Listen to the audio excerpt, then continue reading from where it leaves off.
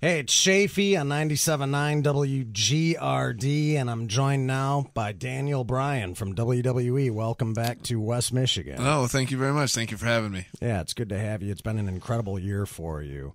I remember going all the way back to, I think, maybe the first episode of NXT and The Miz. Talking to all of the guys there, all the hopefuls to one day be a part of WWE.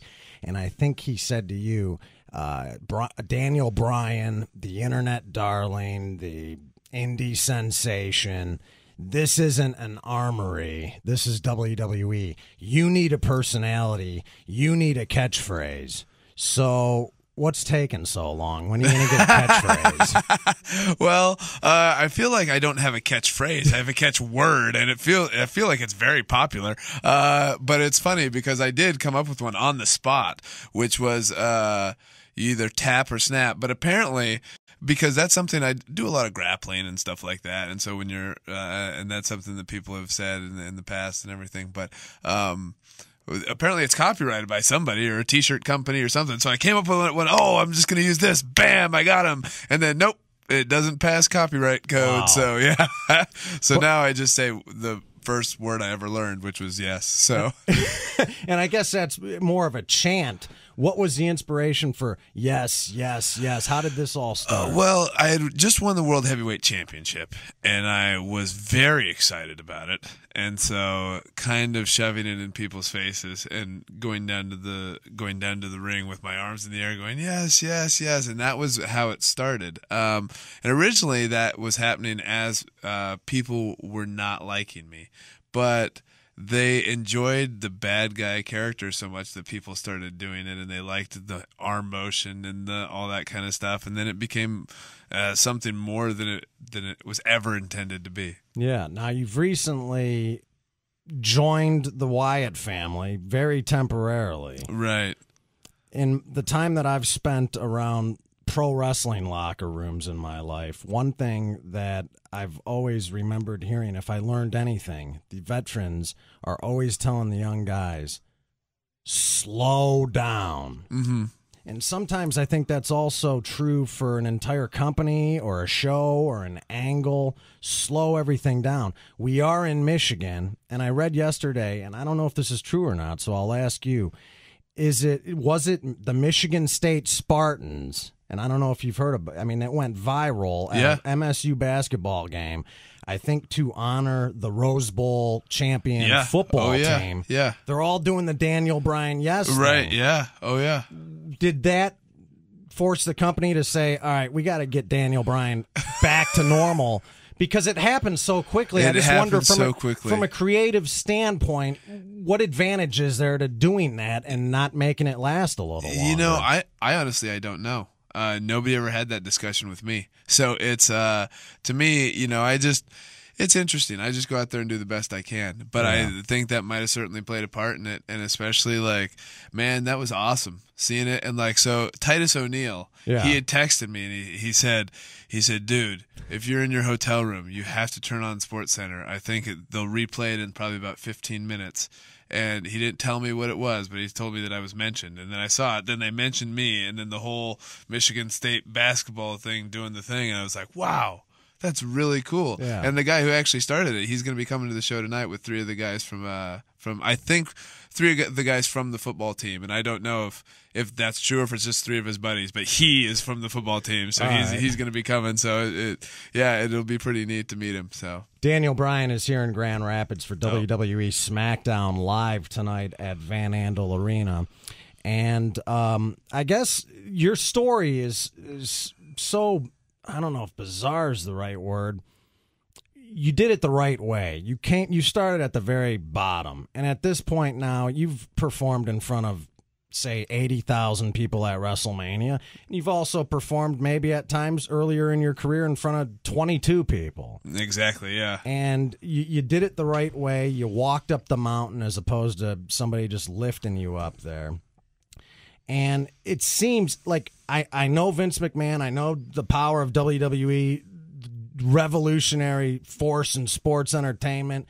The man's a genius. He's revolutionized the business. pay-per-view. The network that's coming out is going to change everything in entertainment, I believe.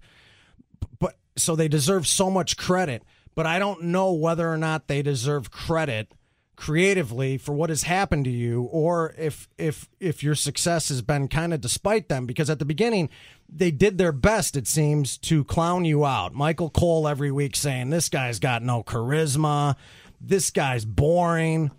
And yet you've become the most popular guy in the company. I definitely feel that way. I don't feel like they never aspired for me to be where I'm at. There are certain guys and they see somebody and they say, I see money in that guy. Yeah. I don't think they ever looked at me and said, I see money in that guy. And to this day, even with the loud fan reactions that I get, I feel like this company still doesn't see money in me. And that's, it's just interesting because you go out there and you do your best, and sometimes it can be very, very frustrating. That's probably one of the biggest frustrations of this job, is because this is not an objective business. This is, it's not like football, where if you are a running back and if you go out there and you get 5 yards of carry every time they give you the ball, they're going to keep putting you in because the stats don't lie. The stats don't lie.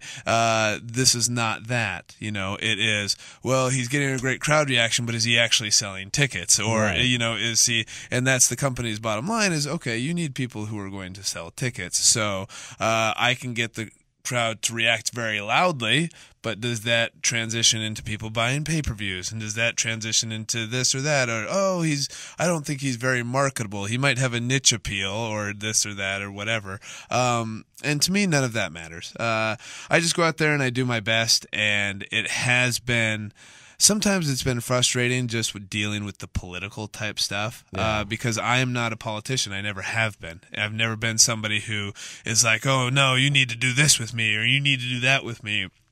Like, my whole career, I'm pretty, easygoing. And that's probably, as far as being successful in WWE, that is probably my biggest downfall, actually. And that's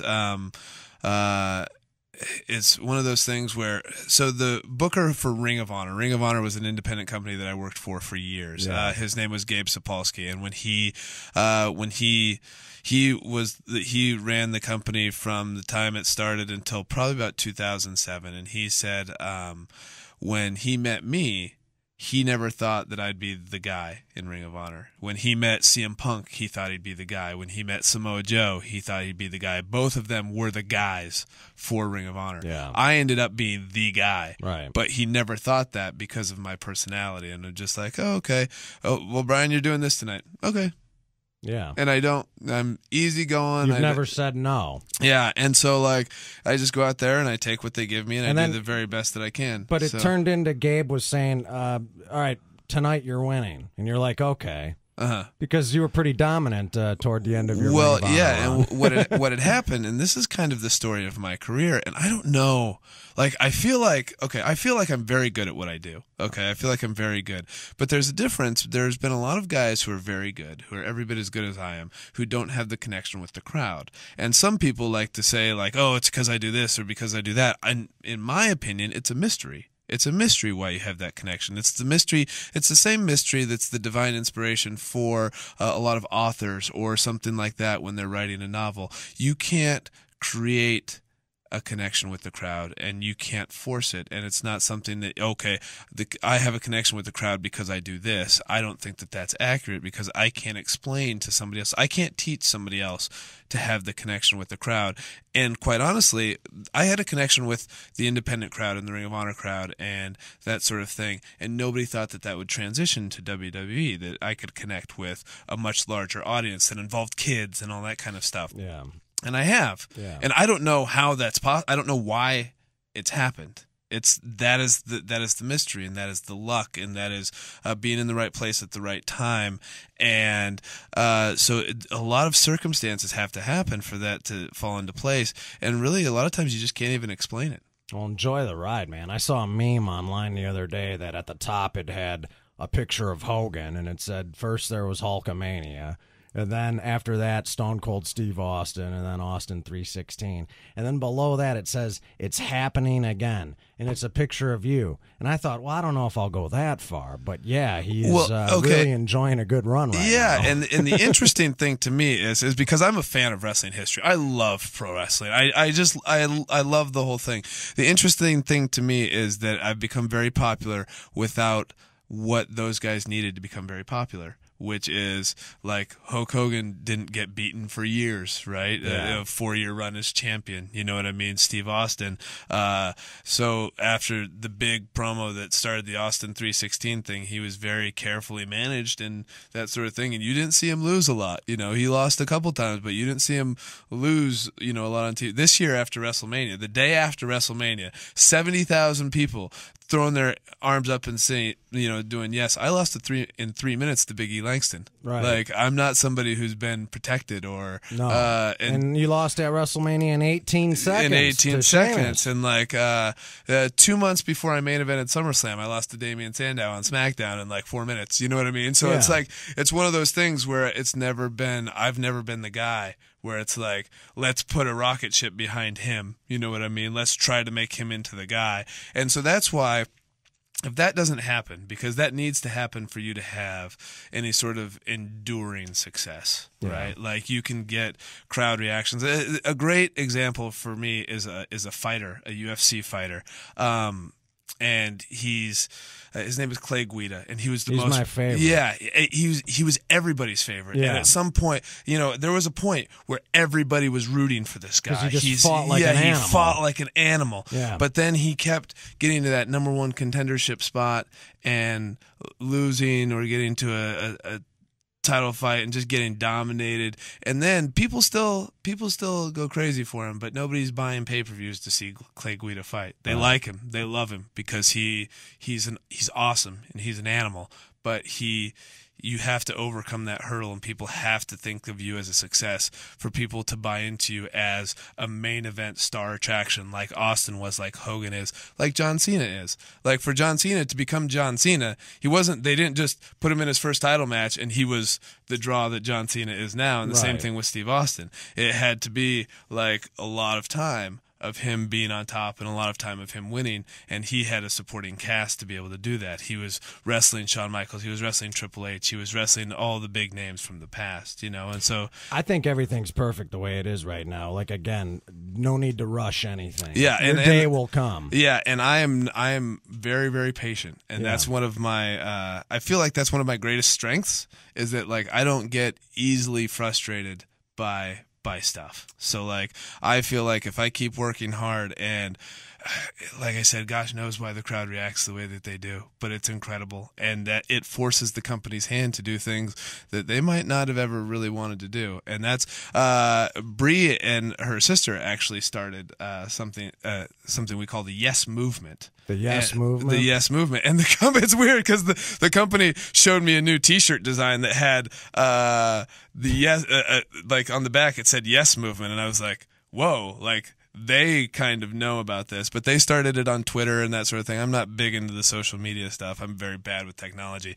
but like, but yeah, and it's really just the movement. And now, and it's not just wrestling, and it doesn't have to be called the Yes Movement. It doesn't have to be called anything, but it's the idea that people are realizing how they can affect change. And especially with something like wrestling, you've seen fans hijack segments. And it's awesome. Yeah. Especially when it's for me. Like, we were in Seattle, I'm from Washington State, for the Slammy Awards, and it was building up a Randy Orton John Cena title match at TLC, Tables, Ladders, and Chairs, our pay-per-view in December.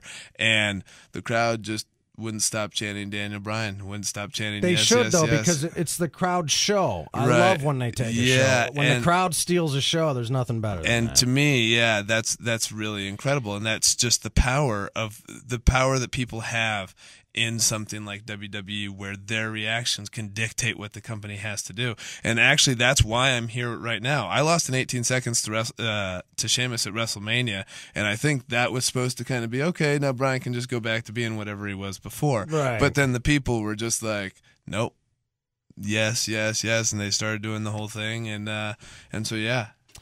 You said you're a wrestling historian, and I was just thinking. I remember hearing about what was it? The plane ride from hell. I think X-Pac, Sean Waltman, took scissors out or shears and cut off P.S. Michael Hayes' ponytail. Oh, okay. While he was sleeping. Have you insured your beard? I have not insured it, and you know what? It's funny because I probably should, because wrestling could just zip you. Yeah, wrestling isn't like it was before. No. Like guys, it's weird because it's like we're like the lamest generation of wrestlers. As far as like when I say lame, what I mean is we all take care of ourselves. We treat ourselves as athletes now. Yeah. Like there's very few guys who even go out drinking, let alone doing the stuff that the guys were doing in the Attitude Era and that sort of thing. And so like guys really take care of themselves. Guys aren't really like, we play jokes on each other, but they're harmless jokes, right? Like so Ryback got a black eye wrestling, and I had media the next day, and I told everybody it was from a freak kettlebell accident where he was using 35 pounds on the kettlebell, and you'd just say, oh, you know, you'd expect Ryback to be doing more weight than that, you know, like that sort of thing. We play jokes on each other, but they're not anything that's actually harmful or you know, so it's nobody's actually tried to shave it, and so I don't really worry about it. Here's how it should go. Don't even think about shaving the beard. Congratulations on your engagement to Bree. What you need to do is marry her and maybe have a couple of kids or whatever, and then 5 or 6 years down the road, then somebody shaves your beard. And like Jimmy Valiant, I think Georgia Championship Wrestling, 1984, with all that emotion, you look into the camera and they shaved my beard. My son doesn't recognize me. Yeah. You took something from me, assassins. I'm going to take something from you. I'm coming to get that mask. Something like that. Yeah. Oh, yeah. Yeah. I think, that was actually very, very good. That was, so, and it's interesting because Brie loves the beard. Most women would hate it. I know. Yeah. And she loves it. So she is all for me growing it for the next 4 or 5 years. Right on. And until one of the assassins comes. And that's the best angle. Right. Yeah. Because I remember being a kid watching that, and I'm like, the sons of bitches shaved the Boogie Woogie Man's beard. Right. I'm buying a ticket. I got to see him get revenge. Right, yeah. Well, thank you so much, man. Yep. WWE Superstar of the Year, Daniel Bryan, and continued success, man. I wish you nothing but the best, but I think you're on your way anyway. All right, thank you very much. All right, it's WGRD.